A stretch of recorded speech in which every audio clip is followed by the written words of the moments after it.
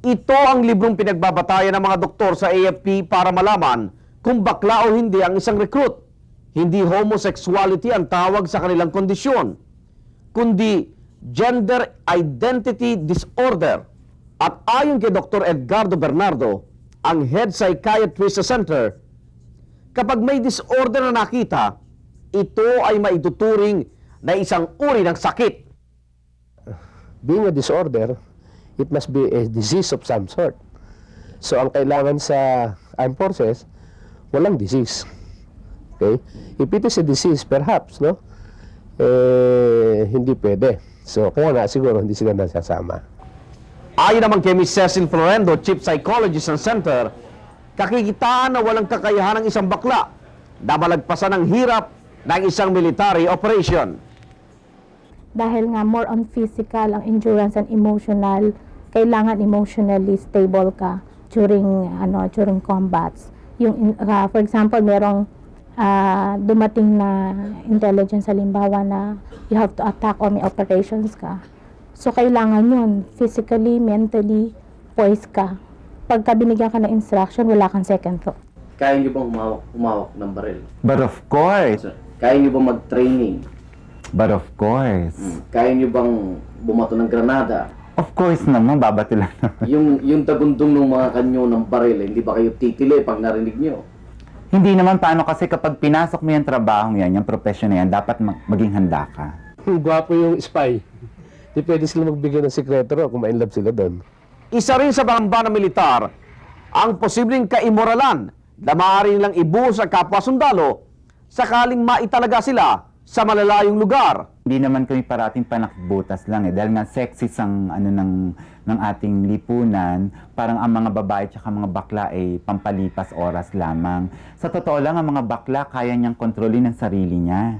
No, kaya niyang mag-turn down. Mukhang nangangailangan pa ng dagdag na pagkalat ng impormasyon ng sektor ng mga bakla upang lalo pang maunawaan ang papel nila sa mundong ito.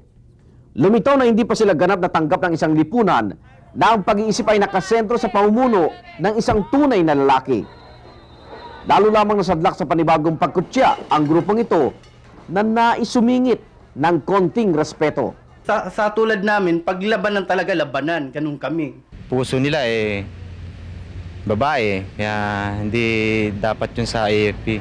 Lahat naman tayo marunong tayong humawak ng baril. Pero in a sense na lahat naman tayo pag naaapakan na tayo, lumalaban tayo.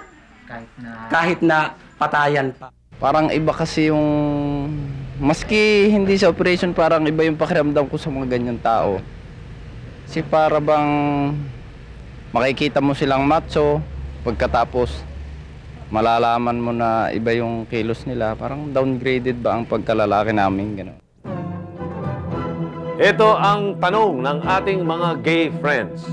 Kung ang babae ay tinatanggap na sa Philippine Military Academy, bakit daw hindi sila? Siya nga naman. Ano ba ang kinakatakot natin kung tanggapin man sa militar at sa pulisya ang mga bakla? Wala naman silang sakit na nakakahawa. Sabi nga nung iba, tao din naman silang tulad natin. Diskriminasyon rin po ba ito o talagang hindi sila akma sa ganitong profesyon? Kaya natin to, kaya natin to. Bading, bakacheng, gay.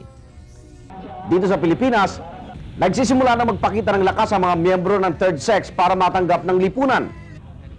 Nasa gitna sila ng ganitong pagsikap na mabigyan ng pagkakataon na magpakitang gilas. Nang muli na naman silang ibasura sa tabi. Isang pintuan ang nagsara sa kanilang karapatan na maging kabahagi, ang Armed Forces of the Philippines.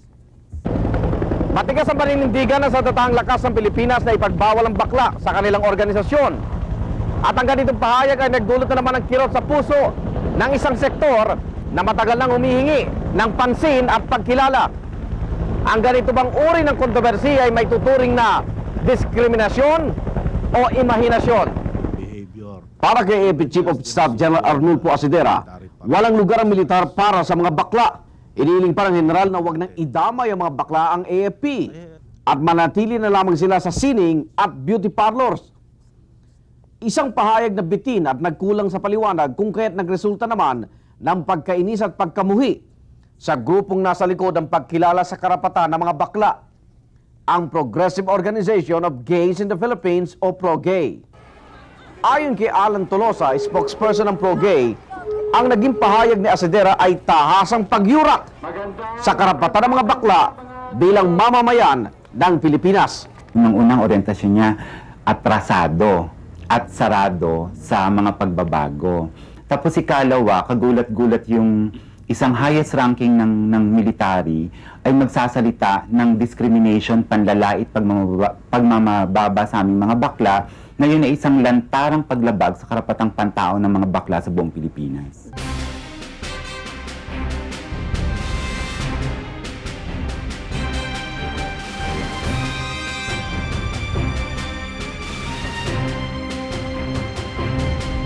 Ang naging pahayag ni Asadera ay nagresulta rin ng pag-alma ng mga miyembro ng third sex na nasa loob ng military service.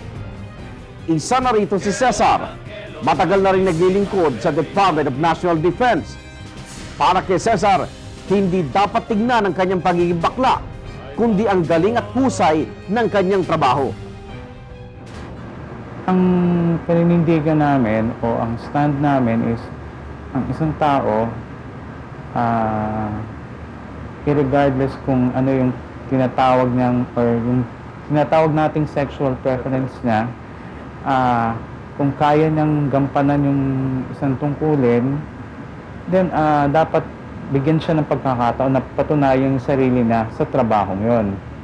Maswerte si Cesar at hindi siya nakakaranas ng diskriminasyon sa departamentong kanyang pinapasukan. Mas makakabutian niya kung hahayaan na lamang sila sa pinili nilang kasarian. Habang patuloy ang debate sa usapin, ang pangunahing katanungan para sa AFP ay kung may basihan ba ang naging pahayag ni Asadera. Ayon kay Colonel Nestor Castillo, Commanding Officer ng Civil Relations Service ng AFP sa Campo Aguinaldo, malinaw na sinasabi sa AFP Circular Number 13 na hindi kwalipikado ang isang individual na makapasok sa serbisyo kung siya ay mayroong homosexual tendencies. Meron tendency nga na magkakaroon ng effect ayon dito sa circular na ito. And then it has to be determined na kung ano mga behavior niya not in accordance to the ethical standard of the Armed Forces of the Philippines. Nasasalig naman sa AFP Circular Number 17 kung ano ang definisyon ng bakla o homosexual. Ang bakla ay isang tao na magpapakita ng pag-uugali o pagnanasa sa kahalintulad na kasarian. O sa madaling salita, nagkakagusto sa kapwa lalaki. Ayon kay Colonel Castillo, hindi sila makakatulong sa pangkalatan. But the bottom line of this issue is kailangan kung anong mas makakagaling sa ating mga mamamayan. Pinasila ng Brigada 7 ang Viluna Medical Center kung saan ginagawa ang neuropsychiatric examination ng mga nais maging sundalo. Sa umpisa pa lamang, malalaman nila kung ang isang new recruit ay bakla o hindi. I'm glad to tell you that we really have the qualified personnel to really see to it that only those who are fit and eligible are admitted to the military service. Subalit kung minsan, mayroon ding nakakalusot sa serbisyo. Nabubuking lamang pagdating na sa inuman. Dahil pag nagkipag-inuman, ganun, siyempre, hindi natin maiwasan yung biruan, ganun. So, pero hindi naman masyado, ganun. Anong ginawa nung nakainom? Wala naman. Yun lang. Anong malalaman ng bakla na uminom lang? Bumapang na yung mga kamay, gano'n? Hindi yung parang maakbay lang, ganun. Ito ang librong pinagbabatayan ng mga doktor sa AFP para malaman kung bakla o hindi ang isang recruit. Hindi homosexuality ang tawag sa kanilang kondisyon, kundi gender identity disorder. At ayon kay Dr. Edgardo Bernardo, ang head psychiatrist sa center, kapag may disorder na nakita, ito ay maituturing na isang uri ng sakit. Being a disorder, it must be a disease of some sort. So ang kailangan sa armed forces, walang disease. Okay? If it is a disease, perhaps, no? Hindi pwede. So, kaya nga siguro hindi sila nasasama. Ayon naman kay Ms. Cecil Florendo, Chief Psychologist ng Center, kakikitaan na walang kakayahan ng isang bakla na malagpasan ang hirap ng isang military operation. Dahil nga more on physical ang endurance and emotional, kailangan emotionally stable ka during combats. For example, merong dumating na intelligence halimbawa na you have to attack or may operations ka. So, kailangan yun. Physically, mentally, poised ka. Pagka binigyan ka ng instruction, wala kang second thought. Kaya niyo bang humawak ng baril? But of course. Kaya niyo bang mag-training? But of course. Kaya niyo bang bumato ng granada? Of course naman, babato lang naman. Yung tagundong ng mga kanyo ng baril, hindi ba kayo titili pag narinig niyo? Hindi naman paano kasi kapag pinasok mo yung trabaho yan, yung profession na yan, dapat maging handa ka. Bukod sa kalambutan, nakikita rin ang pamunuan ng AFP na magiging security risk ang mga bakla sakaling tanggapin sila sa militar. Gwapo yung spy. Di pwede sila magbigay ng sikreto kung ma-inlove sila doon.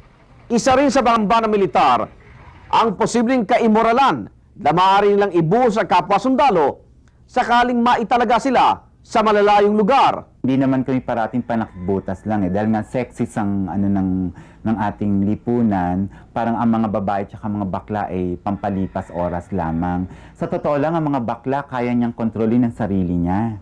No, kaya niyang mag-turn down. Mukhang nangangailangan pa ng dagdag na pagkalat ng impormasyon ng sektor ng mga bakla upang lalo pang maunawaan ang papel nila sa mundong ito. Lumitaw na hindi pa sila ganap na tanggap ng isang lipunan na ang pag-iisip ay nakasentro sa pamumuno ng isang tunay na lalaki. Lalo lamang nasadlak sa panibagong pagkutya ang grupong ito na naisumingit ng konting respeto. Sa tulad namin, paglabanan talaga labanan, ganun kami. Puso nila babae, kaya hindi dapat yun sa AFP. Lahat naman tayo marunong tayong humawak ng baril.